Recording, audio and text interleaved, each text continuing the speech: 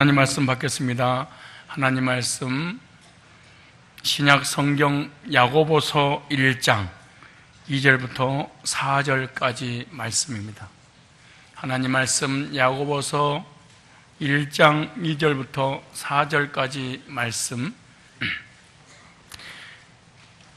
내 형제들아, 너희가 여러 가지 시험을 만나거든 온전히 기쁘게 여기라.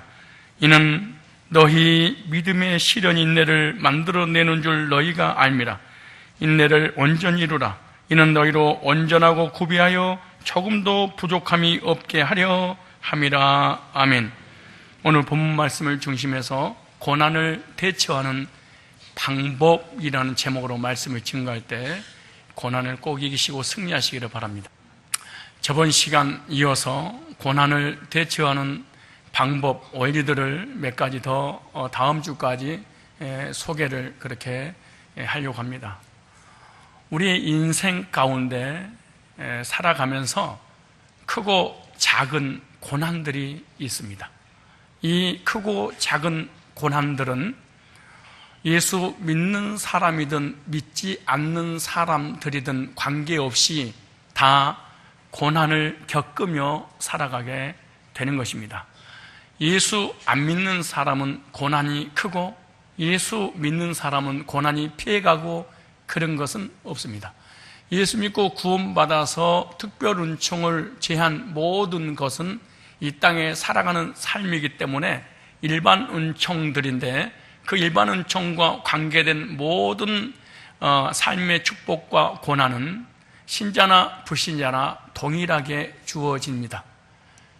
특별히 불신자는 두 번째 치더라도 그리스도인들이 고난을 당하게 되는데 그 고난이 여러 가지가 있겠죠. 어떤 사람은 영적인 고난을 당하는 사람도 있습니다.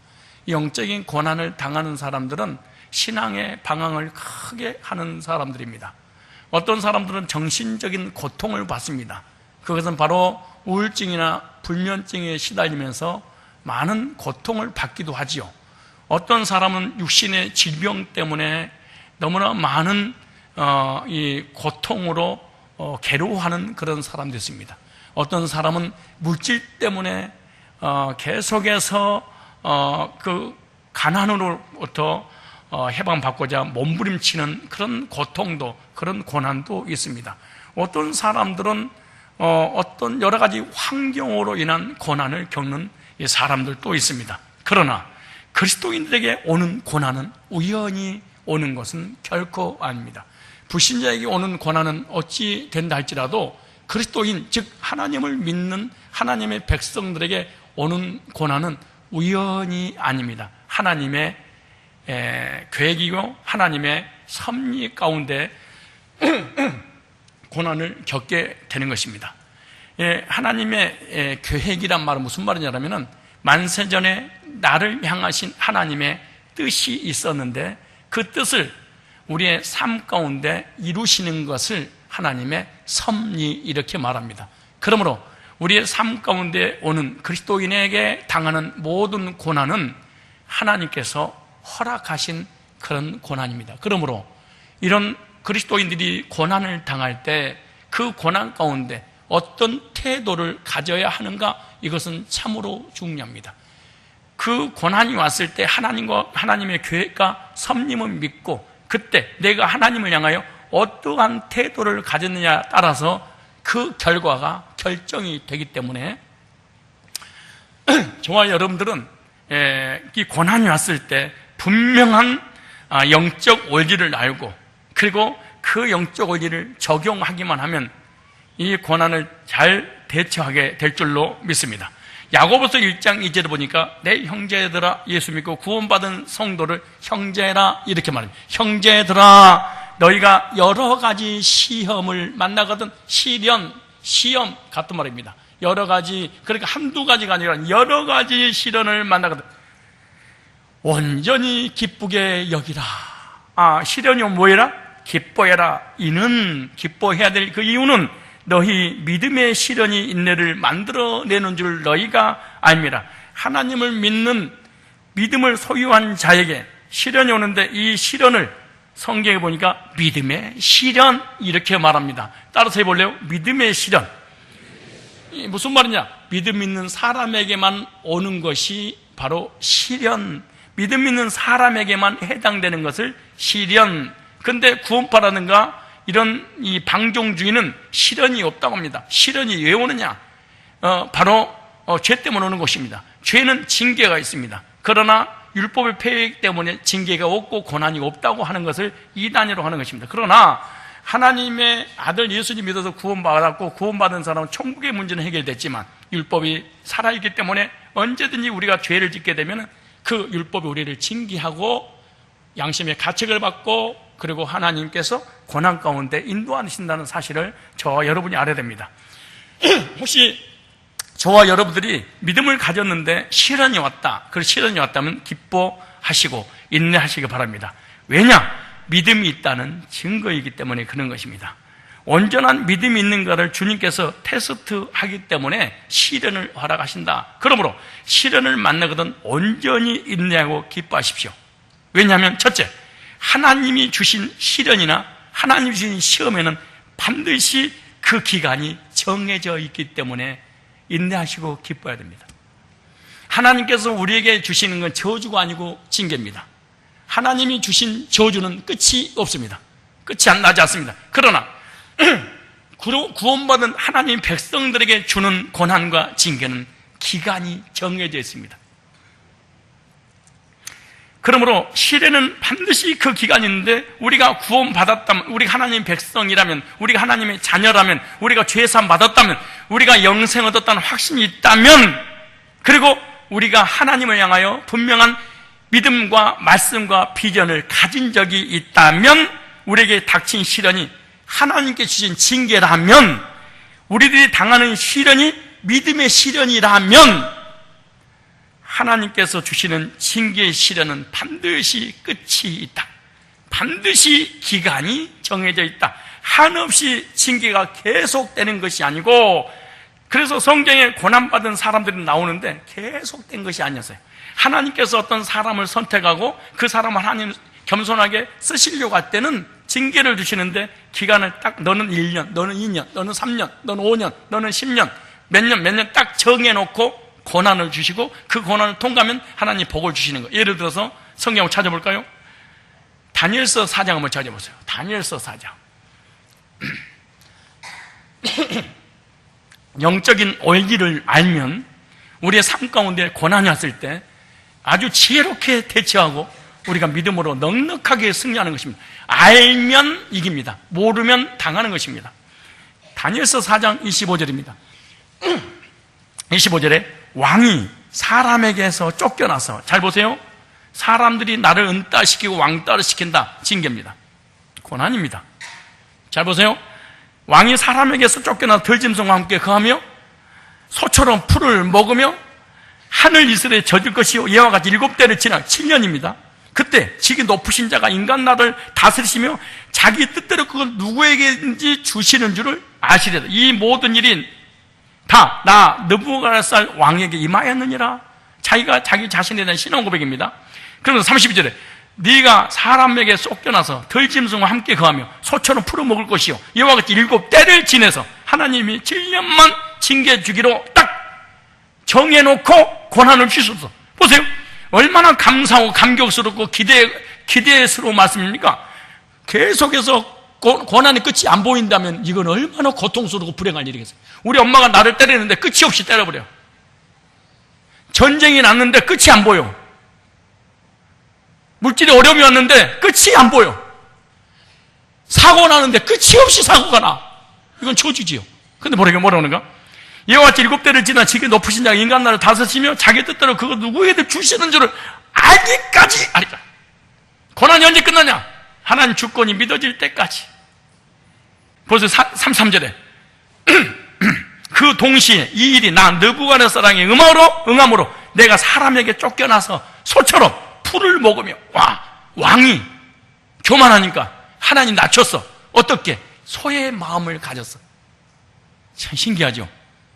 그냥 우울증 걸리고 그냥 정신병 걸리고 그냥 영적으로 방황하고 그러는 것이 아니에요. 교만한 사람에게 나타나는 것입니다.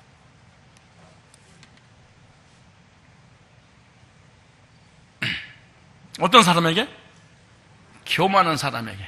너도 내 것, 네가 가진 것도 내 것, 모든 것을 내 마음대로 하고 싶은데 그게 안 돼. 그래서 열받아서 생긴 게 우울증. 우울증이 왜 생기냐? 욕심 때문에 오는 거야. 무슨 말인지 얘기를 못해요? 뭐 때문에 오는 거라고? 욕심 때문에 오는 거예요. 네 것도 내 것, 네가 가진 것도 내 것, 모든 것 다 내 마음대로 내 뜻대로 되는데 이게 안 되는 거야. 뭔 말인지 이해를 해야 돼요. 우울증 안 걸리고 어떻게 행복하게 살 수 있어요? 그럼 자족하면 돼. 만족하면 살면 되는 것이지. 네 건 네 거, 네 것도 네 거, 제 것도 제 거, 내 거 그냥 내 거. 없어졌어. 그럼 네 것 떼고. 있어졌어. 내 것 떼구나. 이러면 세상이 변한대. 지금 우울증 중이라고요? 욕심 많아서 그래. 인사하세요. 욕심이 왜 그리 많어? 시작. 욕심 많은 근거가 뭐냐? 시험. 욕심 많은 근거가 뭐냐? 열등감. 욕심 많은 근거가 뭐냐? 우울증. 오늘 밤 나는 우울해. 왜? 내 마음대로 안 되니까. 아니라고? 아니라고요, 나한테? 그런 거짓말이 어디 있어? 본인은 알아. 왜 권사님 이렇게 있는 줄 아세요? 남편이 내 마음대로 안 움직여지니까 열받아서 이렇게 있는 거지. 아니라고? 거짓말하게.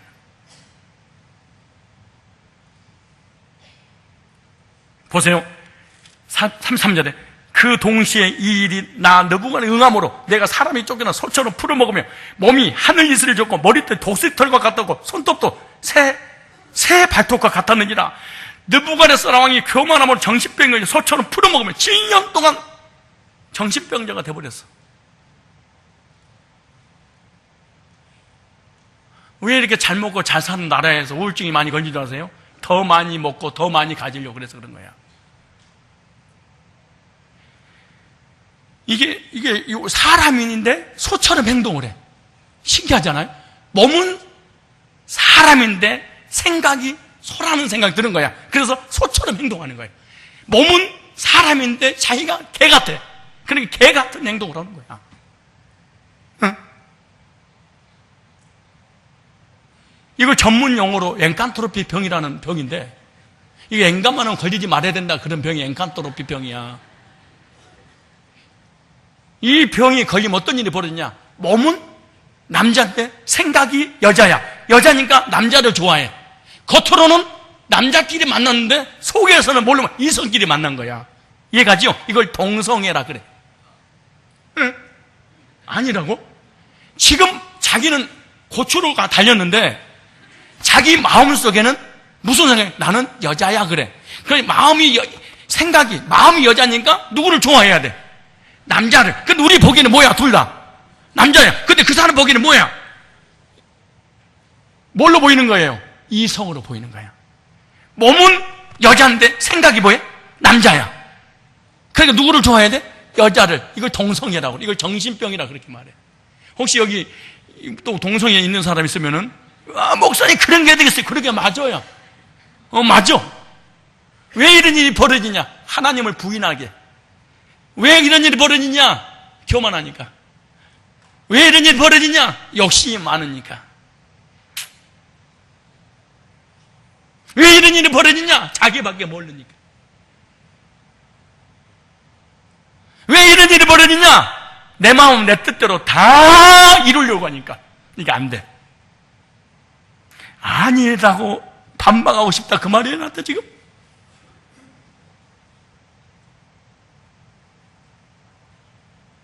누가 우울증 걸려있으면 이렇게 하세요. 참 욕심 많구만. 그러면 돼. 그러면 금방 나서버려.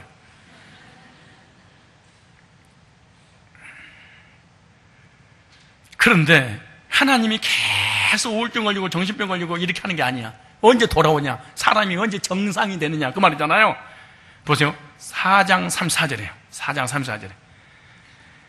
그 기한이 참에 하나님이 정한 때가 딱 돼서 7년이. 너는 7년 훈련 받으면 사람이 되겠구나. 그래서 하나님이 고난을 허락한 거야. 성경을 잘 보세요. 보세요. 참에 나 느부갓네살이 하늘을 우러러 보았더니 하나님을 인정했어. 보세요. 내 총명이 다시 내게로 돌아온지라. 사람이 정상으로 돌아와. 여러분, 이 부부싸움 할 때 남편 눈을 봐봐요. 정상이 아니야. 눈이 뻘게 가지고 금방 무슨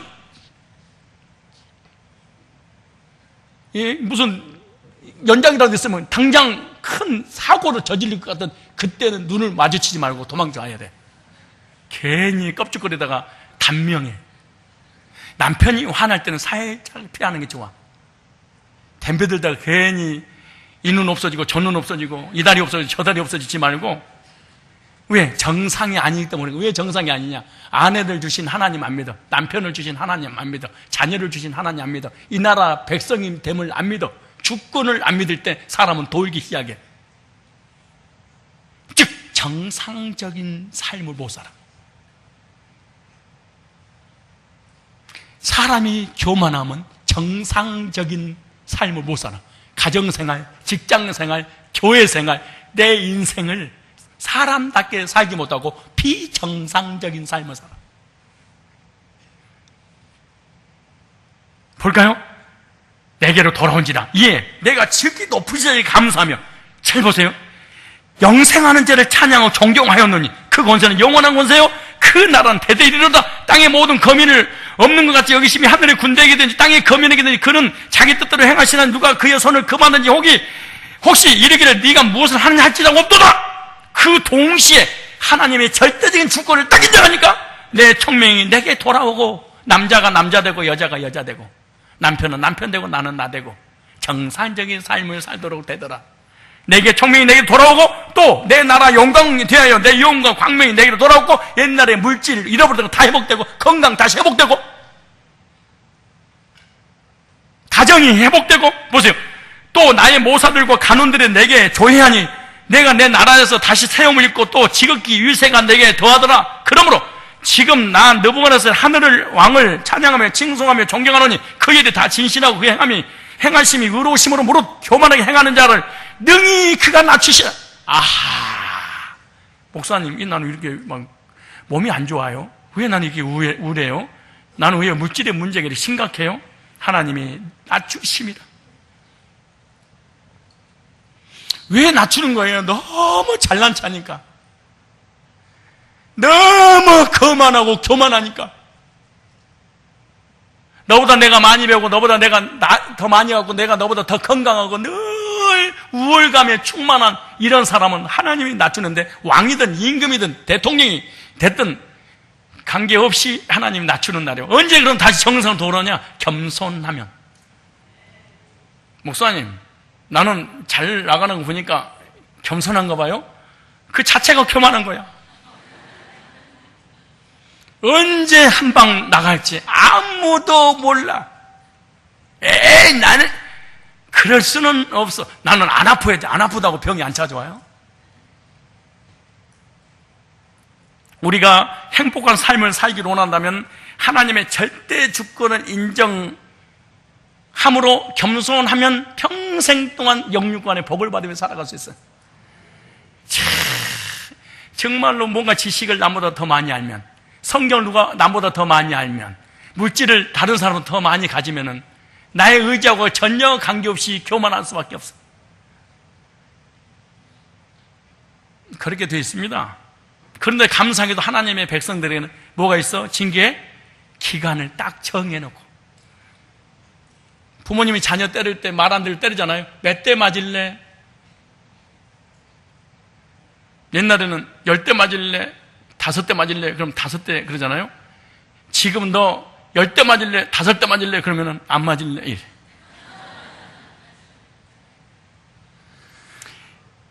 이스라엘 백성들이 범죄하고 우상숭배하고 폐역하고 타락하자 바벨론의 나라는 빼앗기고 하나님 앞에 예배드리는 성전은 무너지고 백성들은 포로로 잡혀가서 70년 동안 징계를 당하는데 70년이 끝나자 그랬습니다.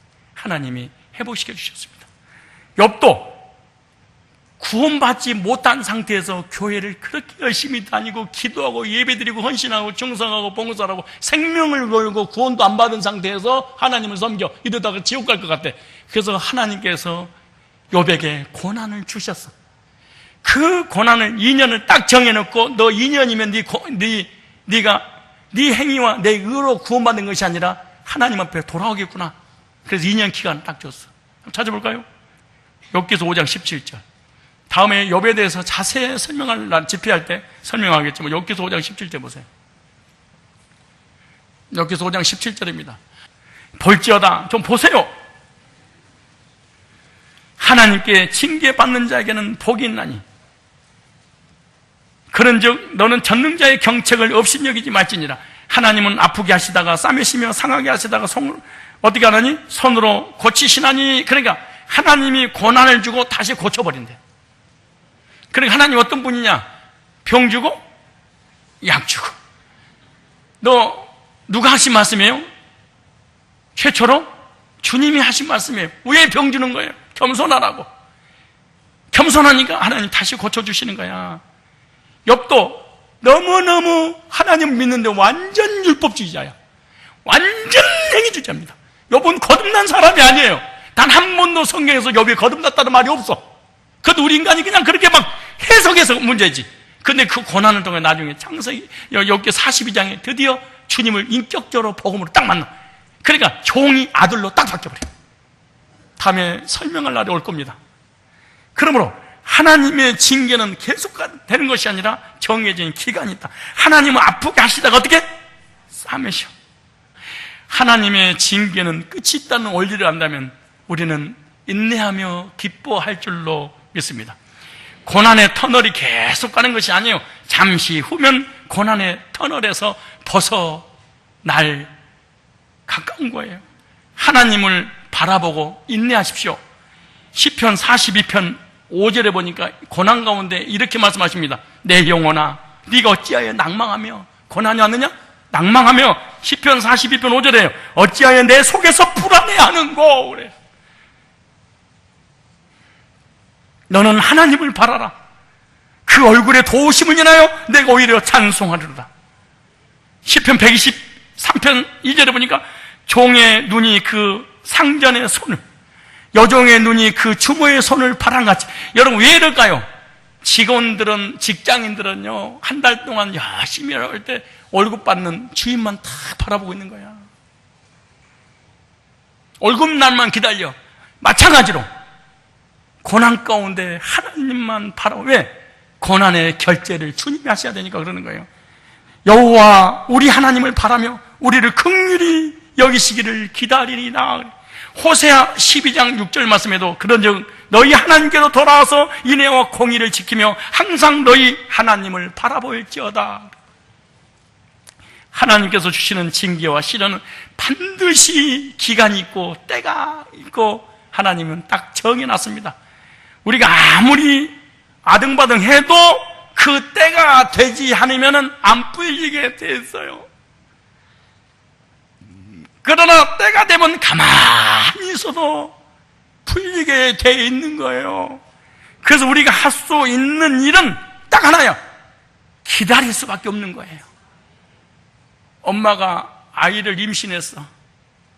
아이가 발로 차. 6개월 되니까 너 빨리 나와. 된 문제가 아니에요. 기다리면 10개월 되면 지가 밀어내기 해서 나와. 기다리면 되는 거예요. 그런데 참지를 못해서 그래요.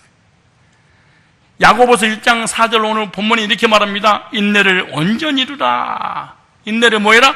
온전히 이루라. 때가 되면 쇠빗장도 풀리고 열리는 거예요. 그렇게 무섭게 추운 바람도 한없이 가는 것이 아니고 잠깐이면 봄이 와 꽃이 피어. 지금 41도까지 올라가서 이 닭들이 떼죽음을 당한답니다. 농사들이 완전히 더워서 사람들이 부채질하고, 여기 부채질할 것도 없어. 조금만 기다려. 겨울 와. 그걸 뭘 못 기다려서 왜 이렇게 덥냐, 죽겠다, 이럴 거 없어. 그렇다고 해서 봄을 내가 땡길 수는 없어. 여름을 내가 보내고 싶다고 보내지는 것도 아니야. 주여! 주여! 여름을 지나가게 없어서 그런다고 되는 거 아니야. 얼마나 맹신지 기독교인들이 많은지 몰라. 너무너무 모르고 하는 거야. 그냥 그런다고 달라고 한다고 하나님 주시는 것이 아니에요. 때가 되면 주시고, 때가 되면 고치시고, 때가 되면 풀어주시고, 때가 되면 가만히 기도 안 해도 가을이 와. 기도해도 와. 기도하고 가을을 기다리세요. 아멘은. 아무리 긴 터널도 끝난 점이 있어. 목사님, 나는 노총각인데 나 가는 거예요? 왜 나한테 물어? 갈 수 있어. 어떻게 갈 수 있는 거예요? 야곱이 86세에 장가 갔다는 사실을 기억해야 돼. 86세. 자기 형하고 축복을 가로채서 형한테 도망쳐서 집에서 가출할 나이가 75세야. 75세 가출할 나이입니다. 아니, 이 성경을 옮겨보니까 소년 때 나온 게 아니야. 75세 때 축복 가르쳐 나왔어. 베델에서 하나님 만날 때가 75살이야. 삼촌 나반의 집에 들어가서 7년 살이하고 나엘이 좋은데 레아를 얻을 때가 7년이야. 플러스 7년 해봐. 75, 76, 80. 7년인데 무슨 85야? 80? 예? 81? 82? 85? 75? 아마 86세야. 둘째를 얻을 때가 90이 다 돼서 나이를 얻어. 근데 몇 살 차이냐? 68년 차이나. 물이 끊는 임계점이 있듯이 우리의 삶에도 폭발할 날이 오는 거야. 100도씨가 되어야 물이 끊는 임계점이잖아요. 우리 인생에도 이런 임계점을 만나면 폭발하는 은혜가 올 때가 있어. 임계점을 넘어야 성공된 인생을 살 수 있습니다.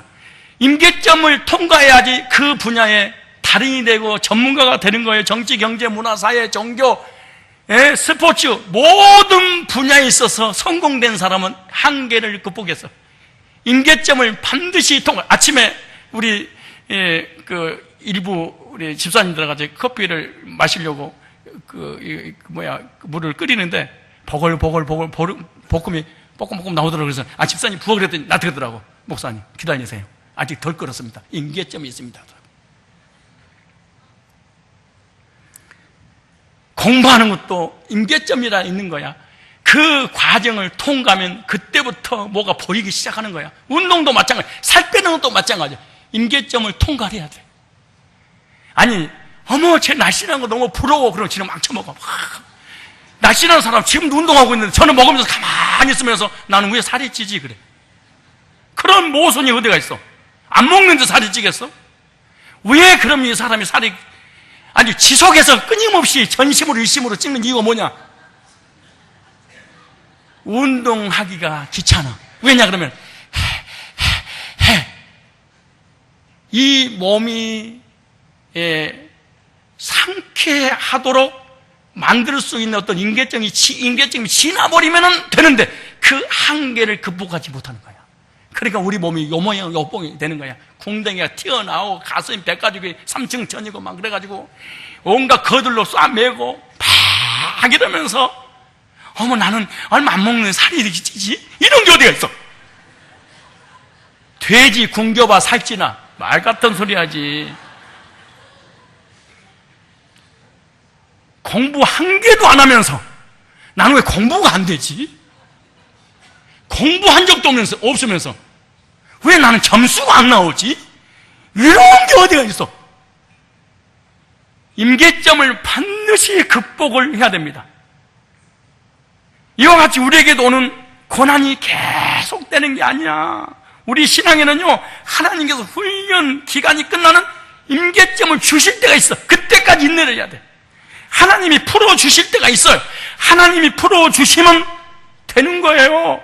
건강도 풀어주시고 돈도 풀어주시고 사업도 풀어주시고 사람의 관계도 풀어주시고 교회 부흥도 내가 시킨다고 되는 게 아니에요. 하나님 부흥시켜주셔. 또 부흥되면 뭐 하려고? 뭐 하려고 부흥되면? 온갖 이단들 다 데려다 놓고 말이에요. 내가 그 이단의 교주 김풍희 씨를 직접 내가, 김풍희 씨라고 이노아예요. 김노아. 이름 바꿨어. 한기총을 장악했어. 제가 임원이 됐어. 아니, 기독교를 대표하는 한기총의 임원이 됐다니까. 박유시, 김풍희, 다락방. 그러니까 기존 정통교를 다 쫓아내고 이단들이 딱 정신을 잡아버렸어. 지금 김풍희, 이노아 이름 바꿔서 그 신천지하고 똑같거든요. 지금 집회하고 있잖아요. 신문에 계속 나오고 있고. 교회 크면 뭐한대요? 뭐 하냐고요? 교회가 더 부흥시키려고 온갖 이단들 끌어들여서 부흥하려고? 전도 그만하세요. 부흥되면 타락할지 모르니까.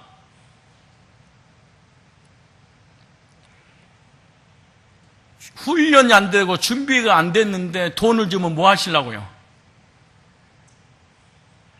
때를 기다리면 하나님이 풀어주실 것입니다. 그냥 아무라도 풀어주는 것이 아닙니다. 하나님의 때를 기다리는 사람과 기다리지 못한 사람은 다릅니다. 그러므로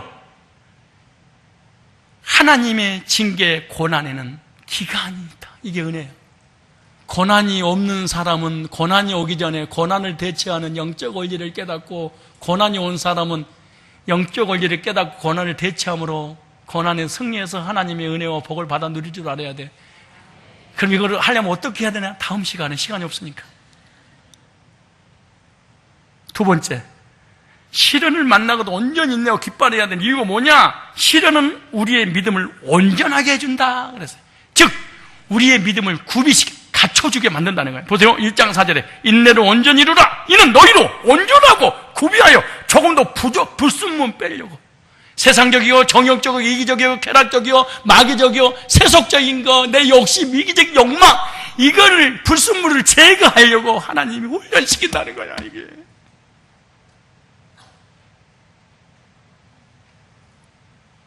그러므로 먼저 하나는 알아야 될 건, 고난 가운데 인내할 때는 꼭 참으십시오. 어떻게 참으라고? 그냥 참으십시오. 왜냐? 성경 한번 찾아보실래요? 사무엘하 16장 7절입니다. 성경 한번 찾아보세요. 성경 말씀을 통해서 하나님의 음성을 듣지, 기도하다가 음성 듣는 귀신 만나는 일이 없기를 바라요. 말씀을 듣고 하나님 만나야지, 기도하다가 음성 듣고 귀신 만나면서 하나님 만났다고 착각하는 일이 없어야 됩니다. 잘 보세요. 영적 원리를 설명할 때 잘 깨달아야 됩니다. 보세요. 사무엘하 16장 7절에 보니까 다윗이 쫄딱 망해가지고 아들 압살롬에게 쫓겨 다닐 때 아들이 죽이려고 해서 도망가는데 베냐민 집안 사울의 집안에 속한 시므이라는 자가 나타나서 티끌을 날리며 따라오면서 다윗을 저주합니다. 이야, 이 말이 중요합니다. 여러분, 우리가 하나님 앞에 범죄하고 불신앙하고 자존심 강하고 열등감 많고 욕심 많으면 하나님이 나에게 징계를 내릴 때 낮아지잖아요. 밑바닥에 내려갈 때 누군가가 나를 희롱하고 조롱하는 사람이 나타난다는 사실을 알아야 됩니다. 이 말 잘 이해됩니다. 여러분이 잘 나갈 때는 사람들이 희롱하고 조롱하지 않는데, 여러분이 어떤 위치에서, 어떤 물질의 자리에서, 어떤 직위에서 뭔가 없어지고 밑바닥에 내려오면 사람들이 기다렸다는 듯이 나타나서 너 이럴 줄 알았어, 교만하더라고, 싸가지가 없더라고, 내가 너 아유 그러면 그렇지, 신은 살아계신 게 분명해. 반드시 이런 모욕을, 이런 희롱 조롱을 하는 사람이 나타난다는 사실을 알아야 돼요. 볼까요? 7절에 꺼져라. 이것은 번역성경입니다. 번역성경이 이게 16, 17절에 꺼져라 이 살인자야. 지금 시므이가 다윗 왕에게 하는 거예요. 꺼져라 이 불안당 같은 놈아. 사울의 일족을 죽이고 나라를 빼앗은 놈, 그 원수를 갚으려고 이제 야훼께서, 그러니까 쿠데타 일으키는 거 언제든지 정의의 이름으로 쿠데타를 일으킨다 사실 알아야 돼. 여러분은 부정적인 사람, 비판적인 사람, 불신앙적인 사람, 악한 사람, 이런 사람들도 언제든지 교회에서 여호와의 이름으로 목사가 저러면 안 되지, 장로가 저러면 안 되지. 정의로운 사람을 조심하십시오. 인사하세요. 정의로운 자를 조심하십시오. 시작. 바르게 살고 곱게 살고 정의롭게 살고, 예? 뭔가 잘못한 걸 꼴을 못 보고 정도를 걸어가는 사람 조심하십시오. 그 사람은 언제든지 여호와의 이름으로 공동체를 붙들어. 정말로 정의로운 사람은, 이 사람은 심각, 보세요. 이 정의로운 사람 보세요. 기다렸다는 듯이 꺼져라 이 살인자야. 내가 너 그럴 줄 알았어. 그런데 네가 이제 죄 없는 사람 죽인 죄를 받는 줄 알아라. 와, 이 저주를 쏟아붓는 거야. 시므이가 다윗을 저주하다 다윗의 옆에 있던 아비새가 칼을 빼면서 이렇게 말합니다. 목을 잘라버립시다. 누구를? 16장 9절에 이 죽은 개만도 못한 놈이 무마하게도 임금님을 욕하는데 그냥 내버려 두십니까? 제가 당장 건너가 목을 잘라버리겠습니다. 이 사실은 이런 사람이 나타나게 돼. 교회에서 목사님 막 힘들었을 때 복숭아 한 박스 갖다 주면서 목사님 힘내세요.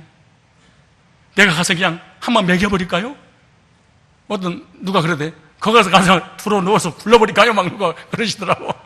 얼마나 위로가 되겠어. 근데 힘든데, 목사님 힘든데 찾아와가지고 내가 그럴 줄 알았어요. 목사님 어쩐지 교만하고, 아유 목사님 얼굴 자체가 교만이라고 써졌어요.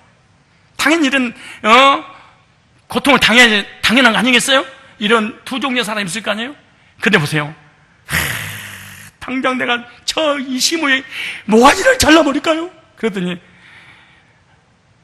16장 10절 보세요. 다윗의 신앙 고백 한번 들어봐세요. 여러분 밑바닥에 내려갈 때 누군가가 희롱하고 조롱할 때 조심하십시오.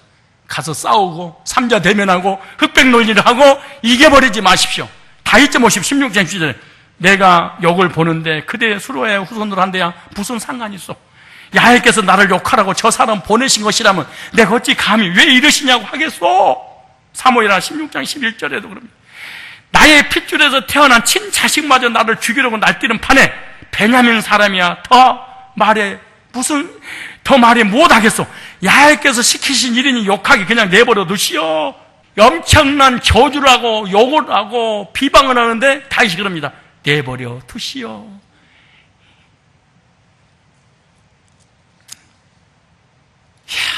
이런 사람 몇 명이나 될까?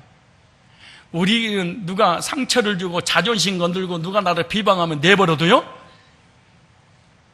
가서 불을 질러버릴 거야.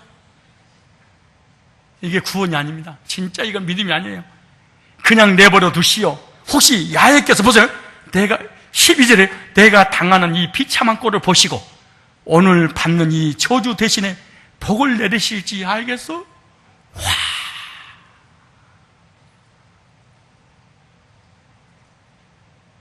여러분 앞으로 부정적인 사람하고 얘기하지 마세요. 엉망불평한 사람은 싸대기를 때려버려야 돼. 여러분 왜 나를 향해서 다른 사람을 엉망불평하고 불신앙한 줄 아세요? 내 믿음을 우습게 본 거야.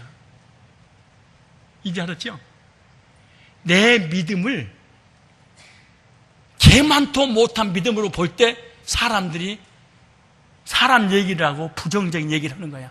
그런데 내가 믿음이 바로 교회관, 구원관이 딱 세워지면 절대로 마귀가 그 사람을 통해서 나에게 비아냥거리는 부정적인 말을 못해. 여러분요, 개도 지나가다가 아무데나 신뢰하는 게 아니야. 냄새 맡아보고 찌린내가 지저분하잖아요. 그때 다리 들더라고. 우리가 지나가다 쓰레기 버리는 것도요, 깨끗한 곳에는 절대로 안 버립니다. 쓰레기가 한 개라도 버려진 곳에 버리지 깨끗한 곳에는 절대로 버리지 않듯이 우리의 믿음이 하나님 앞에 경과하면요, 부정적인 사람이 감히 나한테 부정적인 얘기를 못해. 왜? 근데 언제 부정적인 얘기하냐? 믿음이 없어 보일 때, 구원관도 없고 교회관도 없고 목자관이 없을 때 딱 덤벼들면 넘어가는 거예요. 신천지가 이렇게, 내 천지도 이렇게 말합니다. 자식도 아버지를 죽이려고 날뛰는 판에 온수라고 여겼던 베냐민 사람이야 당연하지 않겠습니까? 무슨 말이냐? 내 아들이 나한테 덤비는데 교인들이 덤비는 거 이거 당연한 거 아니겠냐? 아니 내 자신이 속을 새기는데 너무 자식이 속을 새기는 게 당연한 거 아니겠냐? 그 얘기잖아 지금. 아니 내 자식이 구태타를 일으키겠다는데 교인이 구태타 일으킨다는 것은 이건 당연한 거 아니고 아무것도 아니니. 그런데 내가 자기를 미워하는 사람이, 가족들은 더 미워하지 않겠냐. 부창부수 아니겠냐 그 말이야. 팔이 안으로 굽지 않겠니? 그러면서 이렇게 말하면, 하나님께서 나에게 욕하라고 시므이에게 허락지 않냐면 시므이가 나한테 욕할 수 있겠니? 그러니까 욕하는 것까지 하나님 허락해야 돼.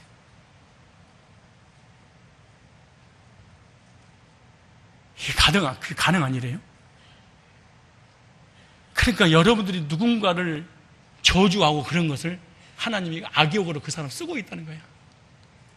그러니까 나한테 욕하는 거야. 그런데 하나님이 악욕으로 그 사람을 들어서 나를 저주하고 있는데, 내가 그 저주하는 그 사람하고 안 싸우고 내버려 두면 하나님이 혹시 저주를 복으로 바꿀 줄 알겠니? 이야, 이 기가 막힌 말이야.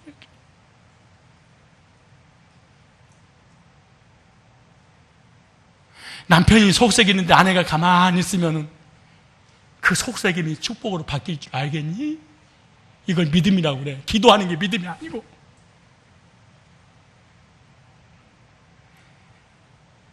그냥 기독교를, 종교를 다니고 다니는 거야. 아버지 밀샤메다 그러고 새벽마다 기도했는데 남편이 집에 가서 속을 새겨.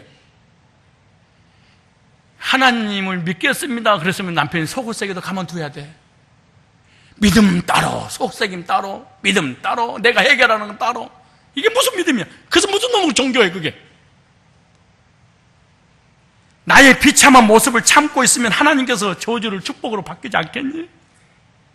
내가 참으면 하나님 보시고 나에게 더 큰 복을 주실지 알겠니? 우리 같으면 어떻게 해요? 상자가 되면 하자고.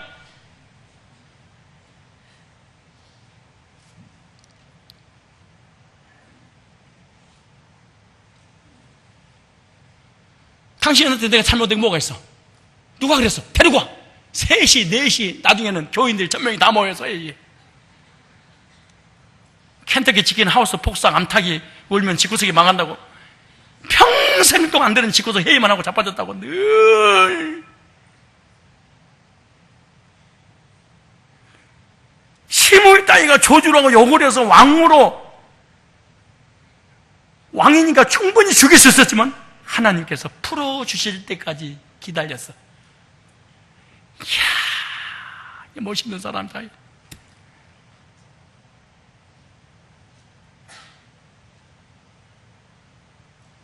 인사하세요. 옆 사람하고. 시련을 당할 때 무조건 기다리는 거야. 시작.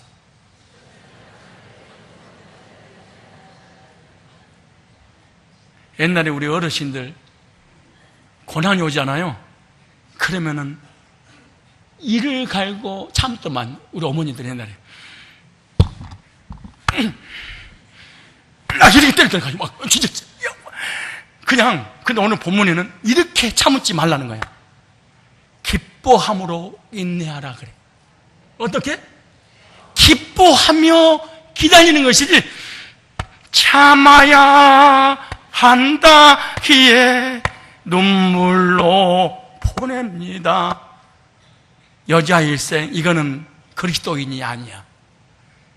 이거는 구원받은 백성이 할 도리가 아니야. 기독교는요, 보복하는 게 아니야. 하나님이 하신 일이구나. 왜? 내가 잘못했으니까 징계 내린 거잖아. 징계 내릴 때 사람을 도구로 쓸 때 그 도구하고 온수를 갚지 않는다는 거야. 냅두는 거야. 누구만이 가능하냐? 영적 원리를 아는 사람만 가능한 거예요. 그래서 사도 베드로는 베드로전서 5장 6절에 이렇게 말합니다. 그러므로 하나님의 능하신 손 아래서 겸손하라. 때가 되면 너를 높이되. 왜 하나님 낮췄을까요? 교만하니까. 사람이 언제 겸손해진 줄 아세요? 있었던 돈이 사라지면. 언제 사람이 겸손해진 줄 아세요? 건강했던 몸이 병이 걸리면. 언제 사람이 겸손한 줄 아세요? 사랑하는 가족들이 문제가 생기면. 하나님이 낮추시는 때는요, 낮아지고 가만히 있는 것이 상책입니다. 광야 같은 고난이 왔을 때 말 조심하고 조용히 있어야 됩니다. 아등바등 아무리 높아지려고도 소용없습니다. 때가 되면 높여줍니다. 고난의 터널이 한없이 가는 것이 아니라 겸손하면 하나님이 바로 우리를 풀어주십니다. 또 하나, 시련을 통해서 인내를 배우십시오. 믿음의 선진들은 오래 참아 약속을 받았습니다. 하나님은 다윗에게 왕으로 세워주시다고 약속했습니다. 이스라엘 왕이 되는 비전을 주셨습니다. 왕이 되는 비전을 받는 순간 사울이 죽이려고 쫓아다니고, 왕이 되고 난 다음에도 압살롬이 자기를 죽이려고 아들이 쫓아다녔어. 그리고 결국에는 죽음을 부지하기 위해서 적국에 가서 죽을까봐 미친 사람처럼 침질질 흘렸어. 다윗은 시련을 통해서 낮아졌고, 낮아지면서 인내를 배웠습니다. 다윗은 하나님이 높여주실 때를 바라보고 낮추시면 낮아졌어. 자, 이게 멋있는 사람이야. 사업이 좀 망하면 어때? 좀 아프면 어때? 교회가 없어지면 어때? 하나님이 하신다고 한다면 우울증 걸리게 뭐가 있어? 뭐가 있어요, 그게? 근데 하나님이 안 믿어지는 거야. 하나만 더. 인내는 믿음을 경고해 줍니다. 3절 4절에 보니까 너희 믿음이 시련 인내를 만들어낼 너희가 함이라. 인내를 온전히 이루라. 이는 너희를 온전하고 구비하여 조금도 부족함을 없게 하려 함이라. 시련은 우리를 온전케 해줍니다. 시련을, 부족한 부분을 구비시켜 주신다는 거예요. 시련은 우리를 복받을 수 있는 그릇으로 만들어주기 때문에 인내하고 기뻐해라는 거예요. 가만히 있으면 하나님이 높여주시고, 가만히 있으면 하나님이 인도하시니까 조바심을 좀 갖지 마라. 왜 그래? 물질 조금 없으면 조바심을 갖고 불안하고 두려워서 막 있는 믿음 없어지고 헌금마저도 안 해버려. 조금만 어려우면 11조도 하면 안 되겠구나. 이거 뭐 해야지. 조금만 어려우면 야, 선교도 하지 말아야 되고. 돈 모으는데 정신을 못 차려.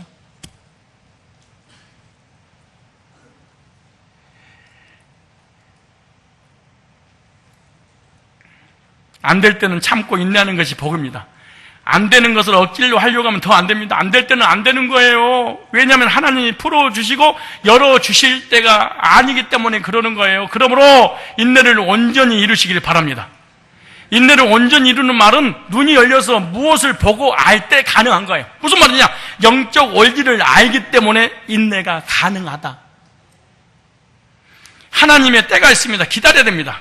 시련을 통해 인내를 배우고 인내를 통해서 복받을 그릇으로 하나님께서 부족함이 없이 만드는 거예요. 내가 불로 연단해도 없어지 금보다 더 귀하여 장차 예수 그리스도 나타나실 때 칭찬과 영광과 존귀를 얻게 하려고 하나님께서 우리에게 때로는 시련과 고난과 역경을 허락해 주신다는 거예요. 낙심하지 마세요. 좌절하지 마세요. 두려워하지 마세요. 조바심을 갖지 마세요. 빨리빨리 미래에 불안하지 마세요. 하나님이 돌아가셨어요.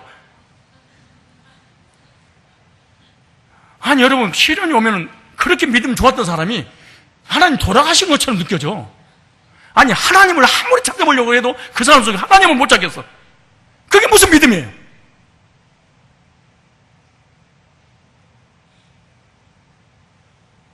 시련을 만나거든 온전히 기뻐하고 인내하십시오.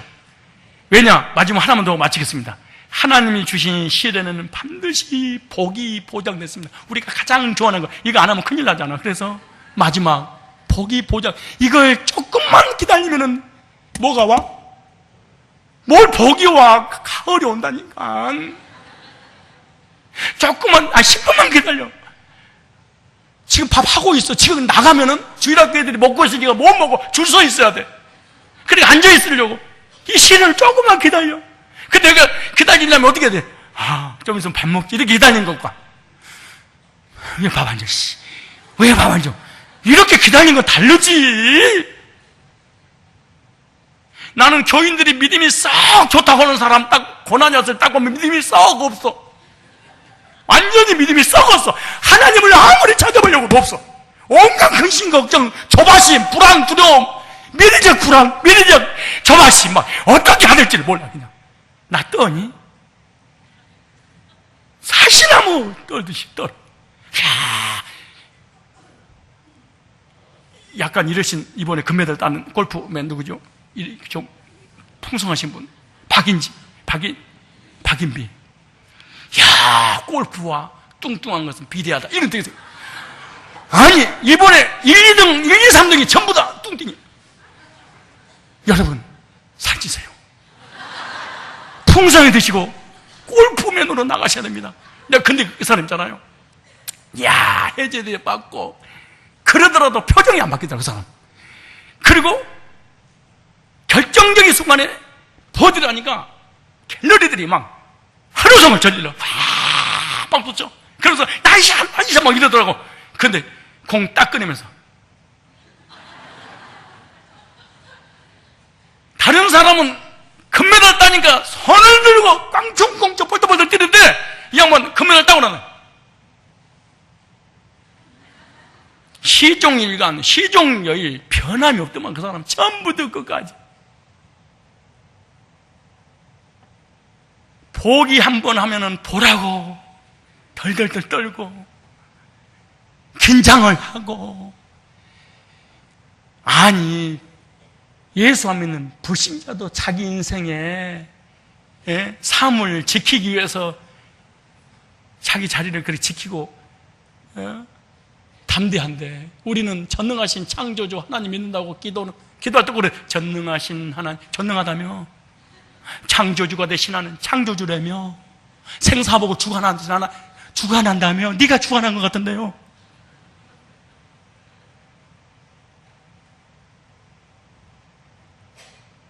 사람이 무슨 사업인가 무슨 직장인가 무슨 일을 하고 불안하면은 긴장을 하게 되고, 긴장을 하게 되면은 상대방을 괴롭히고 폭력적인 행동을 하게 돼 있어. 왜? 불안하니까. 그리스도인들은 하나님 안 믿는 사람처럼 이런 고난이 왔을 때 그런 태도를 가져서는 안 됩니다. 가장 중요한 거, 징계 중에도 하나님이 함께 하시는 게 복입니다. 욥기서 한번 찾아보실래요? 5장 19절. 욥기서 5장 19절 보세요. 저기서 손이 드네요. 10분만 더 해달라고. 밥 얘들이 먹고 있다고. 5장 19절. 자 보세요. 여러 가지 환난에서 너를 구원하시며, 자 보세요. 7가지 환난이라도 그 재앙이 내게 미치지 않게 하시며, 재앙을 당했는지 잘 보세요. 성경을. 기근 때의 죽음에서 가난과 고난이 왔어요. 물질에 전쟁 때에 칼 권세 너를 구속할 터인즉, 전쟁을 해서 칼날이 총알이 빗발치는데 그 총알이 피해가도록 그 전쟁터에 그 고난 가운데 주님이 함께 하신다니까요. 네가 혀의 채찍을 피하여 숨을 수가 있고 멸망이 올 때 두려우지 아니고. 왜? 욥을 고난을 줄 때 하나님이 욥과 함께 고난 가운데 있었어. 왜? 이거 다음에 자세히 설명할 거예요. 자세히 언어를 가지고 다음에는 야, 이 시험이 뭔가, 도대체 나 혼자 시험이 드는 것인가, 그치? 다음 주 이어서 좀 해보려고 그래요. 욥이 하나님께 잘못하여 징계 중에 있을 때도 하나님 지켜주셨어. 어려움 속에서도 하나님의 손길이 함께 하셨고요, 징계 중에도 죽음에 붙이지 않았다고. 징계를 당하는데 함께하는 징계. 징계라면 언어에 보면 훈련하다, 훈련시키다, 교육하다 이런 뜻이잖아요. 저주한 게 아니고. 그래서 시편 118편 18절에 보면 여호와께 나를 심히 경책하셔도 죽음에는 붙이지 아니하셔도다. 징계 내에도 사랑이 함께하는 거예요. 징계 중에도 환난을 명쾌하시고 징계 중에도 재앙에서 지켜주시는 거예요. 여기 나오잖아요. 6가지 환난 너를 구원하시며 7가지 환난에 너도 그 재앙이 내게 미치지 않게 하시며. 하나님의 사랑이 함께하는 징계, 하나님의 사랑이 함께하시는 징계이기 때문에 징계도 복입니다. 사랑하는 자에게 징계를 주신다고 히브리서 12장 5절로 10절에 이렇게 말합니다. 사랑하는 자에게 징계를. 마지막 하나, 징계의 끝에는 반드시 복이 있는데요, 22절로 25절이 복입니다. 자, 징계 끝에 훈련이 끝나면은 반드시 하나님 거기에 보상을 해주는데, 22절에 네가 멸망과 기근을 비웃으며 들짐승을 두려워하지 아니할까. 보세요. 밭에 돌이 너와 언약을 맺겠고 왜 농사가 망해버렸어? 왜? 율법주의, 행위주의, 자기로 구원받으려고 하니까 땅이 말을 안 들어버려요. 그 다음 보세요. 들짐승이 너 화친을 맺고 네 화친을 맺을 것이고, 그러니까 들짐승이 네 밭에 있는 거 하나도 물어가지 않는다는 거예요. 그 다음 보세요. 네가 네 장막에 평안함을 알고 가정이 다 무너져 버렸는데 가족을 화목하도록 내가 해줄 거야. 그 다음에 네 우리를 살펴도 이럴 것. 옛날에는 우리의 소도, 외양간의 소도, 염소도, 양도 하나없이 다 망해버렸잖아요. 네 자손이 많아지며 자손이 다 죽어버렸어. 근데 많아지며 네 후예가 땅에 풀같을 줄을 네가 알 것이라. 징계 끝에 하나님께서 다 회복시켰어. 인사하세요. 앞으로 우리 싸우지 말고 기다립시다. 시작. 하나님이 이런 분이셔요. 진짜 하나님을 믿으셔야 돼. 근데 내가 안 믿으니까 그럼 해결되는 건 또 아니야. 징계의 목적은 복 주시는 데 있습니다. 신명기 8장 16절에 너를 인도하여 그 광대하고 위험한 광야 곧 불구경과 정갈이 있고 물이 없는 간주한 땅을 지나게 또 너를 위하여 물을 굳은 바닥에 내리셨으며 네 열조도 알지 못하던 만나를 광야에 너에게 먹이시는 이는 다 너를 낮추시며 너를 시험하사 마침내 복주를 주려 하심이라.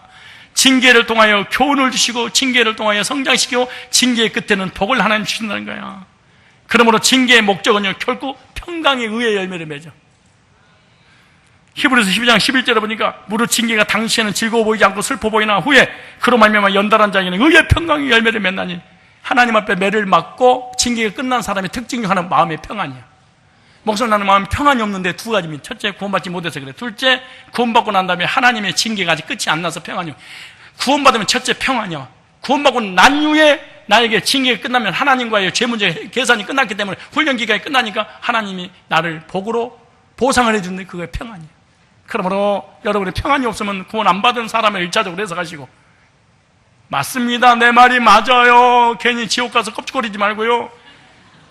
마음에 평안이 없으면 거듭난 적이 없단 말은 죄 문제가 해결된 적이 없다는, 죄 문제가 해결됐다는 적이 없다는 건 예수를 믿은 적이 없다는, 예수를 믿은 적이 없다는 것은 하나님 사랑을 받아들이지 않았다는 얘기잖아요.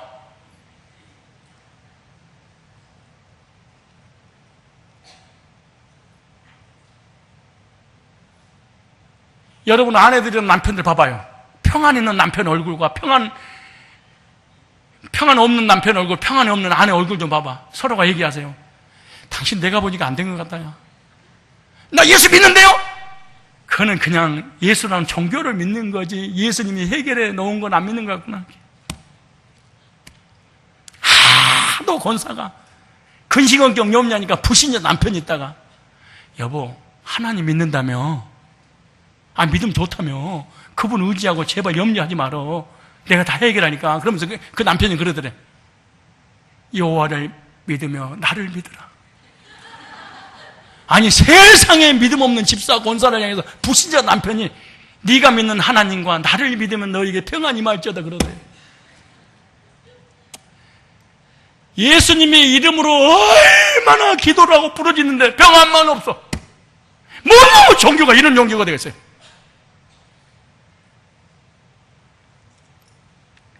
하나만 찾고 마치겠습니다. 여기서 시편 90편 15절. 시편 90편 15절입니다. 우리를 공곡케 하신 날수대로와 우리의 화를 당한 연수대로 기쁘게 하소서. 그러니까 하나님의 백성들이 고난 당할 때 그 끝에는 언제나 복이 준비됐는데 그 고난 당하는 것만큼 하나님이 다 보상해 주시겠다는 거예요. 아브라함도, 욥도, 모세도, 다윗도, 우리도, 저도, 교회도 고난 다음에는 갑절의 복을 받으십니다. 우리 교회에 고난이 오니까 하나님께서 갑절의 성도를 보내주셨어. 참 믿음 좋고 신실한. 징계를 받고 있다면 감사하고 기뻐하십시오. 하나님의 징계는 복이 있기 때문에, 그러므로 하나님 징계를 슬기롭게 극복하여서 하나님께 영광 올려 드리시기를 주의 이름으로 축원합니다.